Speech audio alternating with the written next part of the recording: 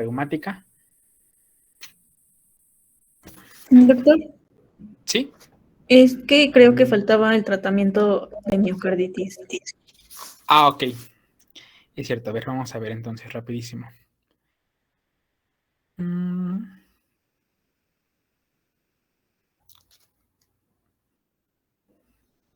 Ok, a ver, aquí vamos. ¿Me comentan si llevan las diapos, por favor?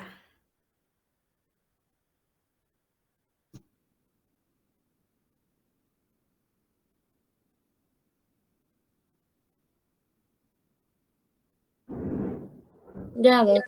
¿Ya? Ok. Bueno, el tratamiento, doctores, es muy corto, demasiado corto, diría yo, porque básicamente va encaminado directamente al soporte. Con soporte me refiero básicamente a los síntomas propios del paciente y en este caso tratar como tal la parte detonante de la miocarditis. Para eso, doctores, tenemos un pequeño algoritmo que es muy sencillo, de hecho, muy sencillo de ocupar, que básicamente es este, donde vean, por ejemplo, aquí se toma en cuenta directamente qué tan agudo fue el cuadro o qué tan crónico fue de miocarditis. Por ejemplo, si fue mayor de 3 meses de duración, lo adecuado sería como tal esto, hacer una biopsia endomiocárdica. Y de esa biopsia, en caso de que sea negativo a virus y negativo a inflamación propiamente, hay que considerar un tipo genético, una condición genética que cause propiamente miocarditis. Si esta biopsia reporta inflamación, pero no resulta ningún virus, hay que buscar autoinmunidad y mandamos al reumatólogo, pero ya con fármacos como azatioprina y prednisona. Y en caso de que esta biopsia resulte positiva para algún virus o en su defecto inflamación, va a depender directamente, doctores, del agente viral que está implicado. Pero siempre se maneja el tratamiento de soporte, que eso es lo más relevante aquí. Ahora, generalmente aquí, cuando encontramos una patología un poquito más aguda, que sea un poco más aguda, vean cómo estrictamente el algoritmo, digamos, lo más correcto sería hacer la biopsia endomiocárdica, será lo más correcto. Sin embargo, aquí en Puebla no se realiza. ¿Por qué no se realiza? Por obviamente, pues no se tienen los insumos suficientes. Y entonces, finalmente aquí, doctora, si es un poquito más agudo, el tratamiento siempre va a ser prácticamente sintomático. Enfocándonos, claro, a este aspecto de que si la biopsia resulta positiva para virus o negativa para virus, va a ser un manejo específico. Ajá. Pero aquí, doctores, mi recomendación que yo les doy para esta parte finalmente de manejo, para un primer nivel, doctores, ustedes como medicina general, derívenlos como tal, porque si el manejo puede ser únicamente de soporte con AINES, incluso podría ocuparse prednisona como manejo, pero aquí más que nada, más que ese soporte, se instaura manejo como si fuera una insuficiencia cardíaca y se deriva como tal para que ya le hagan en un tercer nivel, pues justamente este tipo de procedimientos como la biopsia endomiocárdica. Por eso les comentaba en clases previas que finalmente la miocarditis propiamente, más allá de ser una patología, digamos, pues única, pudiera ser una condición propia en la cual es un síntoma o un reflejo de otra condición de base. Ajá. Entonces, doctores, el tratamiento así en forma ya más conclusa, pues, es de soporte, se da manejo para insuficiencia cardíaca si es que el paciente lo presenta, y lo correcto sería derivar a un tercer nivel y una biopsia endomiocárdica. Si les colocan en el examen nacional casos de miocarditis, casi siempre el manejo es soporte y derivar, soporte y derivar. Ya obviamente si ustedes quieren aplicar para algún instituto, tendrán que obviamente repasar como estos puntos característicos, que si es mayor de 3 meses y la biopsia reporta inflamación o negativo para inflamación y virus, genético. Positivo para inflamación, pero no para virus, autoinmune. Positivo para inflamación y para virus, buscar qué tipo de infección fue aquí propiamente, ¿no? En la parte crónica. En la parte aguda, básicamente, si resulta positivo para virus e inflamación, vean cómo finalmente es de soporte. Básicamente sigue siendo de soporte prácticamente aquí el manejo. Y claro, en caso de que sea negativo para virus, pero son inflamación aguda, hay que buscar causas, digamos, importantes como sarcoidosis o bien síndrome hipereosinofílico, que pues suelen cursar también con miocarditis propiamente. Pero si se dan cuenta, doctores, el manejo va enfocado básicamente a esto. Los fármacos de elección son la aspirina propiamente y la prednisona como manejo de soporte. Esto se da una dosis en promedio de 80 a 100 miligramos por kilogramo por día. Es el manejo que se llega a implementar aquí propiamente de esteroides. Ajá. Y de prednisona pudieran implementar de 25 a 50 miligramos al día. Y ya con eso remite como tal el paciente, pero lo correcto sería, les comentaba, derivar a un tercer nivel. Esta patología es de las pocas de cardio que sí no podemos hacer mucho. No podemos hacer mucho porque requiere, como les comento, una biopsia endomiocárdica. Pero bueno, pudieran en un paciente que tengan iniciar manejo con AINES propiamente y de una vez empezar la interconsulta para un tercer nivel de atención médica. Ajá, entonces, bueno, les dejo aquí este esquema únicamente para que lo tomen en cuenta.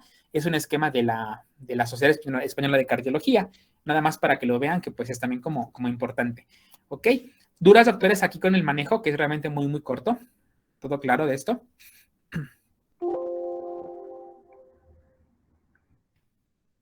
¿Ninguna duda, doctores? ¿Todo quedó bien?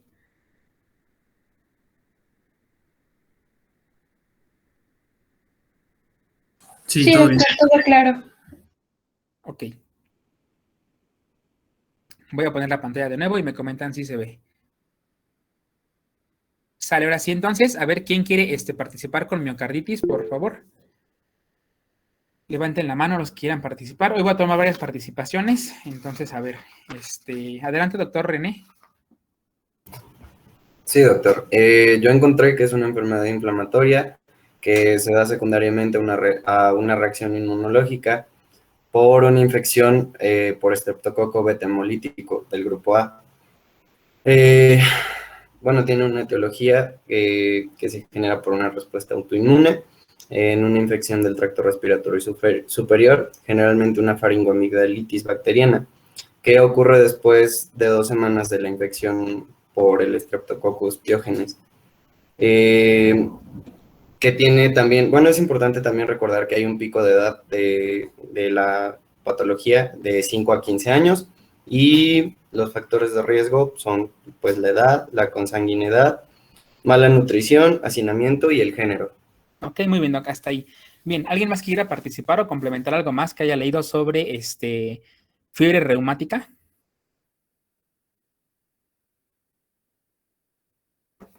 A ver, entonces comenzamos con la lista. Doctora Zeina.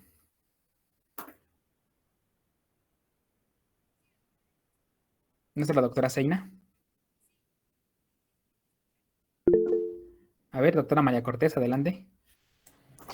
Pues sí, solo para complementar lo que había dicho mi compañero, que suele ser más común en niños de edad escolar, es decir, de 5 a 15 años, y en niños menores a estas edades o menores de 3 años y adultos, pues es menos común. Y entre los síntomas que la van a caracterizar va a ser el dolor y la sensibilidad en las articulaciones, que pues suele definirse como artritis. Y las articulaciones que van a estar más afectadas, pues son las rodillas, los tobillos, los codos y las muñecas. Ok, muy bien, doctora.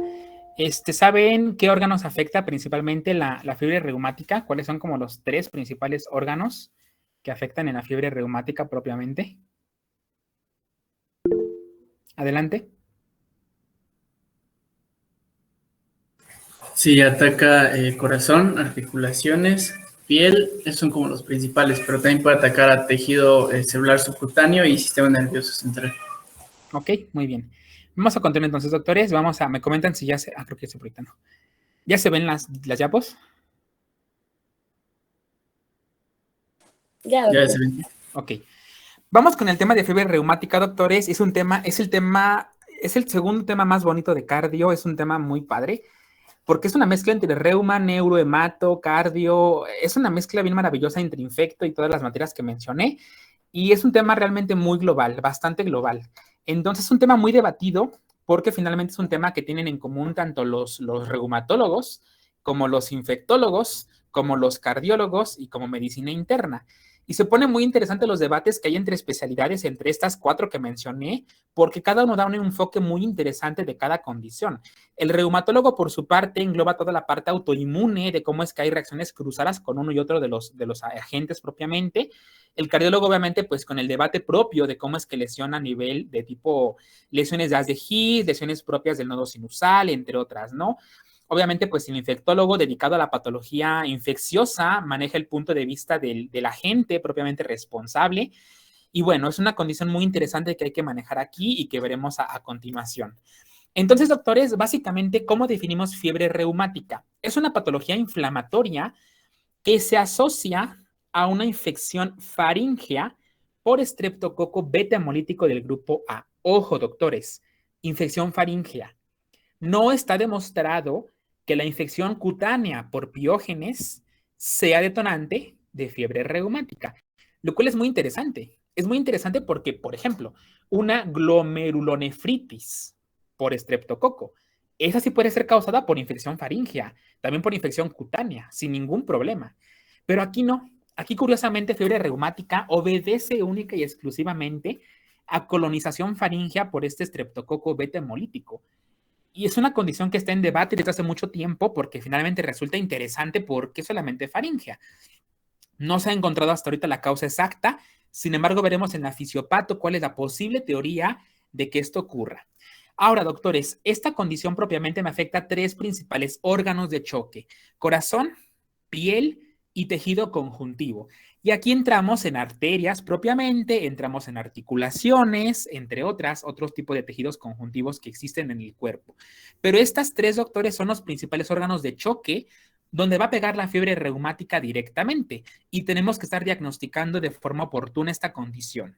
¿Ok? Son los órganos que más afectan en la fiebre reumática.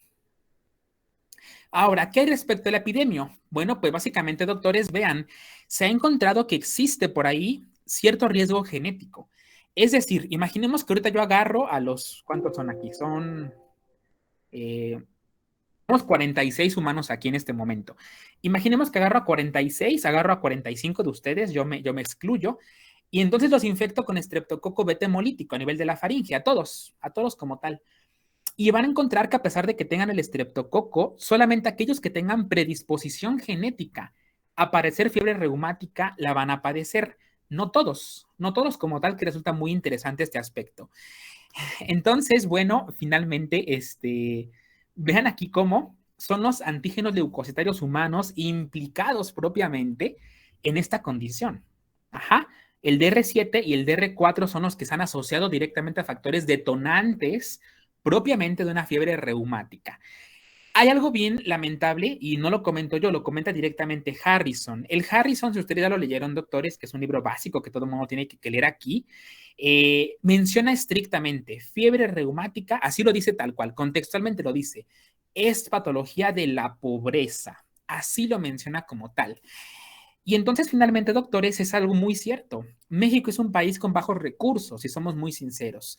Yo jamás me di cuenta de cómo estábamos en México hasta que llegué a mi internado. Ahí en el internado me di cuenta de qué tan mal estamos como país. ¿Por qué? Porque me daba cuenta, por ejemplo, vamos a ponerlo así, lo vemos ahorita con COVID. ¿Qué está pasando con los médicos que están en las clínicas? No sé si lo sepan ustedes. ¿Qué creen? Están pidiendo su descanso en la tercera ola del COVID, ya con las 2 vacunas.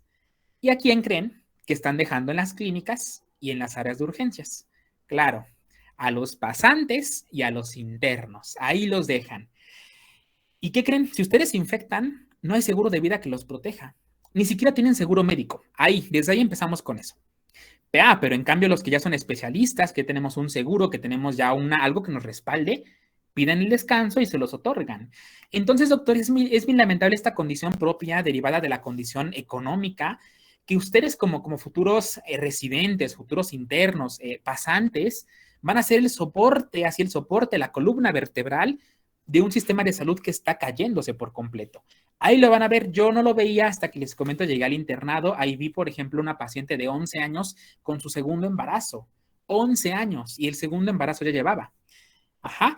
Vi, por ejemplo, muchos pacientes que se encuentran en abandono. Yo estuve en Ciudad de México, como les comentaba, y yo vi, por ejemplo, muchos pacientes que estaban en abandono, que tenían unas condiciones muy precarias económicamente, en donde básicamente era comprar medicamento o comer ese día. Y lo van a ver ahí, y más en su servicio social.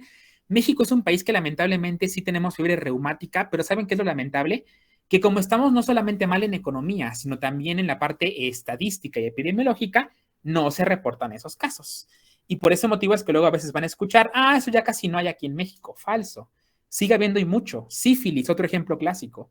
Yo tengo como 3 pacientes que manejo de sífilis. Una sífilis ya, digamos, terciaria, porque ya tienen como tal VIH, entonces, pues es una sífilis ya crónica, que no se puede manejar tan fácil, pero existe. La cosa aquí está en que no se reporta, que es una condición lamentable. ¿Qué es la fortuna de aquí? La fortuna es que actualmente los médicos nos encanta mandar antibióticos para todo, y entonces afortunadamente, por lo menos algo bien que estamos haciendo es evitar tener tasas tan altas de fiebre reumática. Entre comillas bien, porque pues en realidad pues no es lo adecuado, ¿no? Pero bueno, tomar en cuenta que estamos en un país de bajos recursos donde sí vamos a ver casos de fiebre reumática. Ahora, doctor, es importante este rango. Idealmente es una patología de la infancia, entre los 5 a los 15 años de edad. ¿Qué es lo que pasa aquí? Aquí usamos manos de los pediatras y en este caso el pediatra maneja la parte aguda, la parte, digamos, de infección propia y ya medicina interna se encarga del manejo del adulto, es decir, las secuelas propiamente que deja la fiebre reumática, que veremos que son varias como tal. Importante, doctores, lo que les comentaba, vean, aquí únicamente 3% de nosotros presentaremos fiebre reumática si tenemos una infección por estreptococo en la faringe, solamente 3%. De los 100 que podamos ser, solamente 3 van a debutar con una fiebre reumática. Sin embargo, es una patología que veremos que no es como una gripita, realmente tiene implicaciones muy fuertes para la salud y afecta múltiples órganos. Ahora, ¿cuál es la causa propiamente? Pues directamente es el estreptococo, el beta hemolítico, que sabemos que según la clasificación de Landsfield, corresponde a ese grupo como tal de estreptococos, ¿no? El estreptococo beta hemolítico del grupo A, que básicamente es una hemólisis tipo beta o completa, que bueno, básicamente es importante aquí tomar en cuenta quién es el agente responsable. Y es muy frecuente aquí, doctores. Lo lamentable aquí, repito, es que no sabemos diagnosticar a veces ni una simple infección por estreptococo. Si les preguntara ahorita, ¿quién me dice los criterios de Centor modificados por McIslack? ¿Me los podrían decir? No me contesten, pero si no se lo saben, váyanlos buscando, porque son criterios diagnósticos que se emplean aún en la actualidad para diagnóstico de una faringo estreptocócica. Criterios de Centor modificados por McIslack, ¿ok? Entonces es importante, doctores, porque repito, pasa esto, que cuando hay que dar antibiótico, no lo dan. Cuando no hay que dar, ahí sí lo rellenan de ceftriaxona y le mandan de todo al paciente. Entonces es importante, doctores, que sepamos identificar por lo menos una faringitis estreptocócica. Busquen los criterios de Centor, doctores, léanlos, chéquenlos, porque es parte como tal de esta formación que ustedes deben tener como médicos, ¿ok? Ser el agente causal responsable. Ahora, muy importante, vean esto, los factores de riesgo. Yo les preguntaría, México, ¿tenemos hacinamiento? Claro, es una población que estamos acostumbrados a ser muy familiares. Vivimos con el abuelo, con la abuela, el primo, la tía, entonces es muy frecuente esta condición. Yo al menos en Ciudad de México lo vi muy marcado esto. Viven en vecindades, entonces sí hay muy marcada hacinamiento. Pobreza, pues por supuesto. A lo mejor vida rural no tanto, pero hay que tomar en cuenta que nuestra población, realmente nuestra economía se basa realmente en el campo. Entonces sí existe como tal esta vida rural. Barrios urbanos en México abundan. Yo me acuerdo allá en México y pues híjola, llegaban muchas personas de muchos barrios, digamos, que son, digamos, de bajos recursos. Ajá. Vean otros más, por ejemplo, esta. ¿Cuántos se automedican aquí en México? Todo el mundo se automedica actualmente. Ya todo el mundo se automedica. Agréguenle que el médico no mande estudios o los manda mal, por ejemplo. Ajá. No tienen acceso a veces a los servicios de salud. También un factor aquí de riesgo bien importante. ¿Me explico? Entonces, vean esta, por ejemplo, tan solo esta. Cirugía cardíaca. Aquí en Puebla. Pregunto, ¿hay operaciones aquí en Puebla a corazón abierto? Solamente en San José. Y para buscar al cardiólogo, más bien al cirujano cardiotorácico, es bien complicado. Aquí en Puebla casi no hay. Entonces, pues vean aquí la condición propia, ¿no? Ahorita, por ejemplo, son condiciones propias de esa situación, ¿no? Muy, muy delicada finalmente. Que pues vean por qué sí, finalmente aquí, repito, esto como tal es de Harrison. Y Harrison comenta, por ejemplo, que no hay tanta prevalencia de esta patología, pero estamos en México. Si buscan las GPCs de aquí, van a ver otra historia completamente distinta. Ok. Bueno, ¿qué es lo que ocurre, doctores, a nivel fisiopatológico? Como tal es un esquema muy breve de la fisiopato, que ahorita veremos más desglosado. Lo que importa es esto. La persona, doctores, se expone al estreptococo, ya, se infectó el estreptococo. Después de ahí, doctores, obviamente tiene síntomas propios de esa infección y pudiese debutar, dijimos, en un 3%, suelen debutar con una fiebre reumática. ¿Cuál es el problema aquí, doctores? Vean cuál es el desenlace final de la fiebre reumática. Esta complicación que es la más grave, la más temida y lamentablemente de las más frecuentes, la cardiopatía reumática. Afecta mucho al corazón. A los demás órganos solamente los toca, pero al corazón no.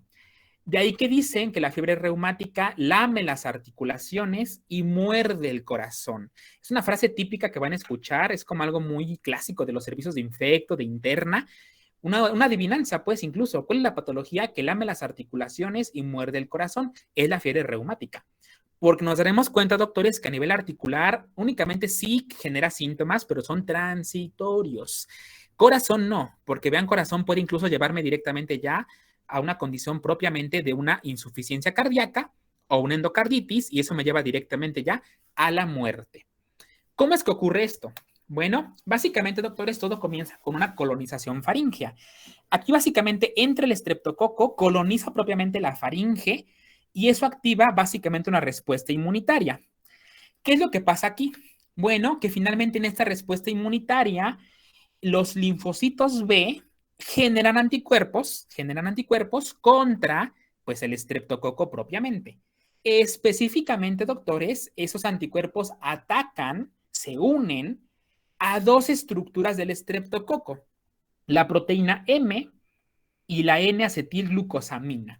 Esos anticuerpos que se formaron de los linfos B, doctores, van a atacarme como tal a estas proteínas.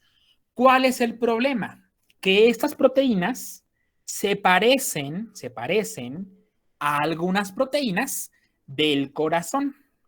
Y entonces a ese parecido molecular se le llama mimetismo molecular. ¿Y qué pasa aquí? Que la persona ya produjo anticuerpos contra el estreptococo, contra esas estructuras del estreptococo, pero como se parecen a las del corazón, hacen reacción cruzada y los anticuerpos también van a atacarme ahora al corazón. Llegan y empiezan a bombardear el corazón o bombardean ahí los anticuerpos, empiezan a pegar y obviamente como se empiezan a pegar ahí los anticuerpos, activan a los linfocitos T, CD8, que recordemos que eso llegan prácticamente a bombardear y a destruir a través de perforinas. Y entonces genera un daño a nivel cardíaco y una respuesta inflamatoria a nivel cardíaco.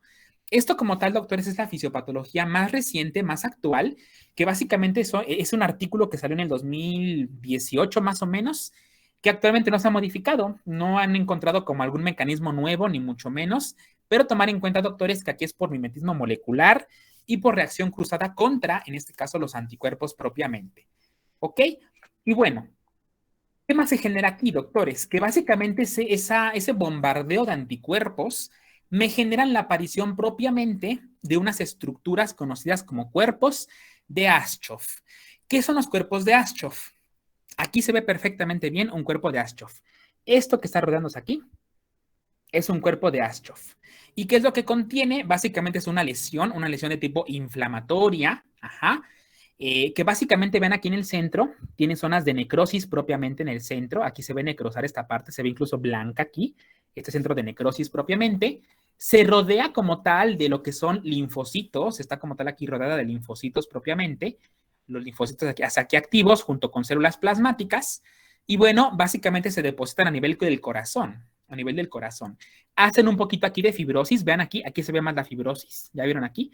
Estos como marañas que se ven aquí de fibrosis son como tal fibróticas, ¿no? Y es un cuerpo de Aschoff.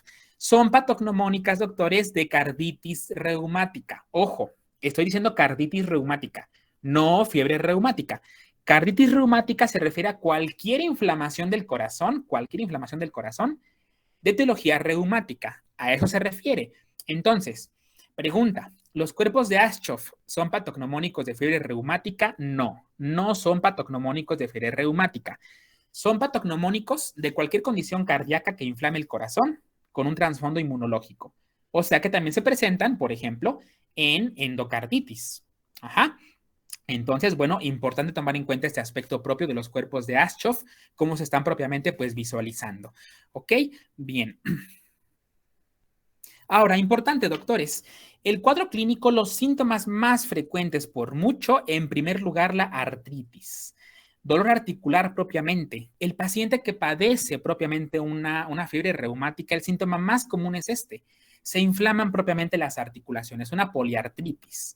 Y el segundo síntoma en frecuencia es básicamente la fiebre. Pero ojo, doctores, vean el tiempo en el cual aparece esta infección, 3 semanas después de la infección.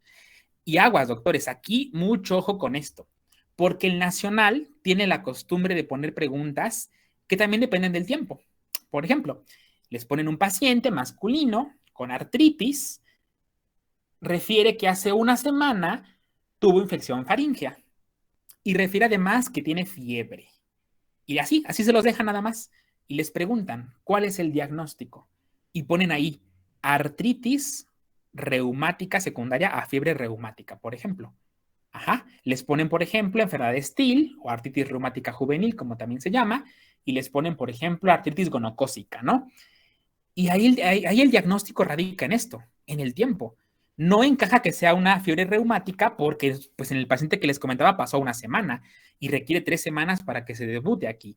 Aguas con eso, doctores, porque se van a arrepentir mucho cuando lean los casos del Nacional. Ahí van a decir, rayos, ¿por qué no me aprendí el tiempo de infección? Son 3 semanas, doctores, que pasan desde que el paciente se infecta propiamente con la faringitis hasta que inicia propiamente con el cuadro clínico clásico. Sin embargo, doctores, son los síntomas más frecuentes, pero no son los únicos. Ven aquí, doctores, cómo básicamente tenemos algunos criterios propiamente del diagnóstico.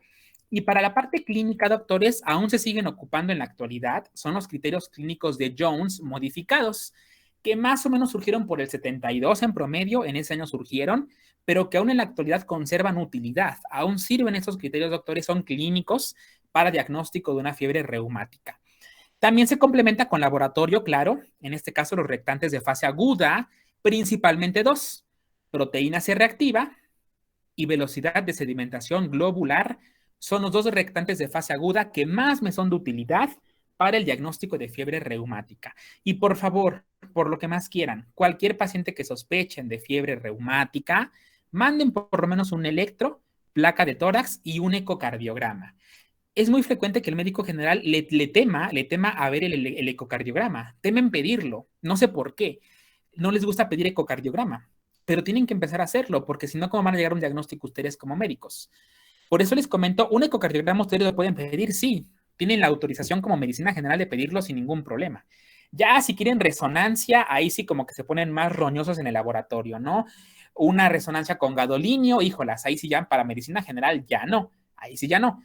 Ajá, los anticuerpos antinucleares también, como médicos generales también como que se ponen un poquito especiales, ¿no? Pero un ecocardiograma no, y son estudios muy al alcance de la mano que tenemos que hay que tomar bien en cuenta. Ok, ahorita vemos este electro al final, ahorita les explico este electro qué es lo que tiene. Y ya por último, doctores, para dejarle el día de hoy aquí, tenemos los criterios de Jones modificados, donde básicamente vean, doctores, aquí cómo los criterios mayores que tenemos van desde la inflamación del corazón propiamente, inflamación articular, la cora de Sydenham, eritema marginado de Leiner, que lo veremos más adelante, nódulos subcutáneos de Meyrnet, también se conocen así, y bueno, son criterios mayores, cada uno, doctores, lo veremos ahorita en un momento más. Tenemos criterios menores, que básicamente, vean, son dolor articular y la fiebre propiamente mayor de 39 grados. Y tenemos también aquí como parte de los menores hallazgos de laboratorio. Vean, aumento en la BCG, en la proteína C reactiva y prolongación del intervalo PR. ¿Ok? Que eso lo veremos un poco más el día de mañana. Y ya por último, para terminar el día de hoy, doctores, vean cómo tenemos también que tener como parte de los criterios evidencia de una infección por estreptococo, ya sea cultivo de exudado, antígeno estreptocócico, pruebas de la ASLO, que es como se le conoce, ASLO, que son antígenos antiestreptolicina tipo O anti-DNasa tipo B. Cualquiera de estos, doctores, cualquiera de estos, mientras yo cumpla con mi paciente, ya sea 2 criterios mayores y evidencia clínica de infección, o bien 1 mayor y 2 menores y evidencia clínica de infección, yo con esos, doctores, hago el diagnóstico propiamente de fiebre reumática. ¿Sale? Para que lo tengan en cuenta. ¿Ok? Pues bien, doctores, vamos a dejarle hoy aquí. Para mañana, por favor, voy a empezar a preguntar más todavía porque tenemos que empezar a ver cada uno de estos. Tenemos que ver la carditis, poliartritis. Repasen bien cada uno de estos, doctores, como cada condición propia. Ajá, para que los vayamos checando cada uno de estos, que es la parte más tardada. Y mañana entonces continuamos porque pues aún nos falta bastantitas cosas para todo esto, ¿sale? Eso lo vemos ya el día de mañana con ecocardiograma y todo lo demás. Pues que pasen excelente día, doctores, y nos vemos mañana. Gracias, doctor. Buen día. Bye. Gracias, Bye. doctor.